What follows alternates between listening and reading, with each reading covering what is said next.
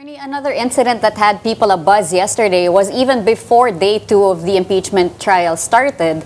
We already saw Vice President Sara Duterte inside the Senate giving a one-liner to the media and then leaving. What do you make of this?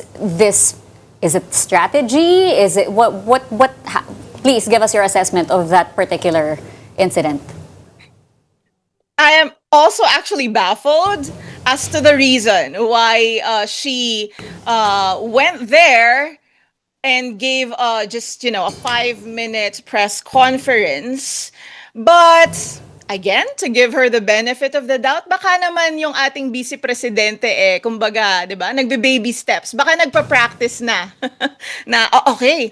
Kaya ko naman palang humarap dito sa loob ng Senado. Baka naman nagpa-practice na siya, and we are hoping na umattend siya eventually sa kanyang impeachment trial doon na sa proper venue, na sana ay nandun na siya sa loob mismo nung lugar kung saan nagko-conduct ng trial. Because I don't see any other reason. Kung ang kanyang purpose ay i-meet ang kanyang defense team, pwede naman niyang gawin after the busy day of her defense counsel defending her yesterday.